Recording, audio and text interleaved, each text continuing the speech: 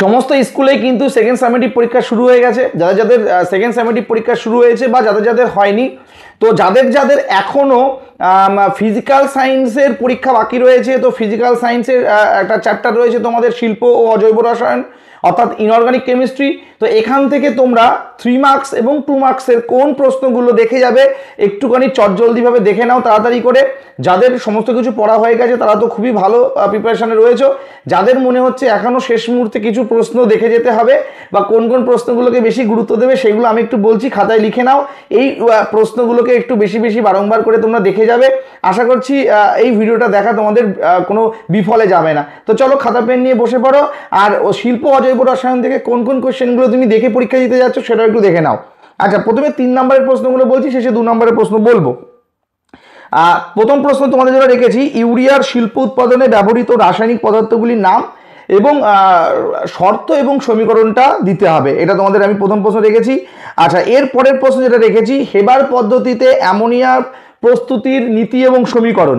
আচ্ছা, তোমাদের জন্য রেখেছি স্পর্শ পদ্ধতিতে SO2 থেকে SO3 এর শিল্প উৎপাদনের শর্ত সমীকরণ সহ লেখো, বা উৎপন্ন SO3 থেকে কিভাবে H2SO4 প্রস্তুত করা যায় সেটাও দেখে যাবে। আচ্ছা, নেক্সট প্রশ্ন রয়েছে, হাইড্রোক্লোরিক অ্যাসিডের শিল্প উৎপাদন পদ্ধতির সমিত সমীকরণ এবং শর্ত অবশ্যই দেখে যাবে। আচ্ছা, নেক্সট তোমাদের জন্য যেটা রেখেছি সেটা হচ্ছে বজ্রপাতের ফলে বায়ুর নাইট্রোজেনের আবদ্ধীকরণ ঘটে বা নাইট্রোজেনের বিভিন্ন যে ধাপগুলো হয় আবদ্ধকরণের, সেইটা অবশ্যই দেখে যাবে। আচ্ছা, স্পর্শ পদ্ধতিতে H2SO4 প্রস্তুতির নীতি এবং সমীকরণ। আচ্ছা, পরের প্রশ্ন তোমাদের রেখেছি, H2S এর বিজারকের ধর্মগুলো লেখো, অর্থাৎ H2S এর যে বিজারক ধর্ম আছে তার একটা উদাহরণ দিতে হবে। আচ্ছা, এবার 2 নম্বরের প্রশ্ন যদি তোমরা দেখে যাও, তার আগে একটু বলি 3 নম্বরে তোমরা কিন্তু লাভলাঙ্ক এবং যেটা তোমাদের রয়েছে বারংবার একটু আগেও বলে দিলাম স্পর্শ পদ্ধতিতে বা অসওয়াল পদ্ধতিতে, এই 3টে কিন্তু দেখে যাবে, ঠিক আছে। আচ্ছা, 2 নম্বরের প্রশ্নগুলোর মধ্যে তোমরা দেখে যাবে অ্যামোনিয়া গ্যাস শুষ্ক করার জন্য H2SO4 ব্যবহার করা হয় না কেন। আচ্ছা, নেক্সট প্রশ্ন রয়েছে, যন্ত্রে প্রস্তুত করা যায় এমন একটি গ্যাসের নাম এবং নীতি এবং সমীকরণটি লেখো। আচ্ছা, পরের প্রশ্ন, পরীক্ষাগারে H2S গ্যাস প্রস্তুতির নীতিটি লেখো, অবশ্যই দেখে যাবে এই প্রশ্নটা। আচ্ছা, H2S গ্যাস কিভাবে শনাক্তকরণ করা হয় এটা দেখে যাবে। আচ্ছা, পরীক্ষাগারে কিভাবে নাইট্রোজেন গ্যাস প্রস্তুত করা হয়, নাইট্রোজেন গ্যাস প্রস্তুতির বিক্রিয়া এবং নীতি, এই দুটো কিন্তু দেখে যাবে, মানে সমিত সমীকরণ এবং নীতি অবশ্যই দেখে যাবে। আচ্ছা, পরের প্রশ্ন, নাইট্রোলিম কি, ইহার ব্যবহার অবশ্যই দেখে যাবে। আচ্ছা, পরের কোশ্চেন তোমাদের জন্য রেখেছি সেটা হচ্ছে তরল অ্যামোনিয়া এবং লাইকার অ্যামোনিয়ার মধ্যে পার্থক্য।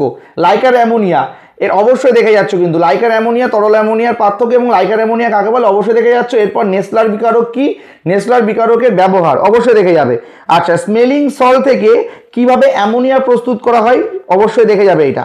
আচ্ছা, পরের একটা প্রশ্ন তোমাদের জন্য রেখেছি, খুব সুন্দর প্রশ্ন, তৈলচিত্র পুরনো হয়ে গেলে তা কালো হয়ে যায়, এটা তুমি একটা বিক্রিয়া দিয়ে আর সমীকরণ সহ কিন্তু নীতিটা লিখতে হবে কি কারণে হয়। আচ্ছা, এরপর আছে অ্যামোনিয়া গ্যাসের বিজারণ ধর্মের উল্লেখ করো। তো এই যে কোশ্চেনগুলো বললাম তার শেষ কোশ্চেন তোমরা দেখে যাবে, অ্যামোনিয়া গ্যাসে হাইড্রোজেন আছে কিনা তা কিভাবে বোঝা যায়। তো মোটামুটি এই কোশ্চেনগুলো তোমরা দেখে যাও। তো বুঝতেই পারলে এখান থেকে সব থেকে হাইলাইটেড কোশ্চেন স্পর্শ পদ্ধতিতে সালফিউরিক অ্যাসিড প্রস্তুতি, হেবার পদ্ধতি রয়েছে, অ্যামোনিয়া গ্যাস প্রস্তুতি, ঠিক আছে। তো এই প্রশ্নগুলোকে যদি তোমরা গুরুত্ব দাও, নাইট্রোলিম কাকে বলে, হ্যাঁ, ধুমোয়মান নাইট্রিক অ্যাসিড কাকে বলে, এখান থেকে আরও অনেক কোশ্চেন হয়, লাইকার অ্যামোনিয়া, তরল অ্যামোনিয়া, নেসলার বিকারক, নেসলার বিকারকের কি ব্যবহার করা হয়, এই সমস্ত কোশ্চেনগুলো তোমরা দেখে যাবে। আশা করছি এখান থেকে মোটামুটি যা কোশ্চেন হবে তোমরা অ্যান্সার করতে পারবে।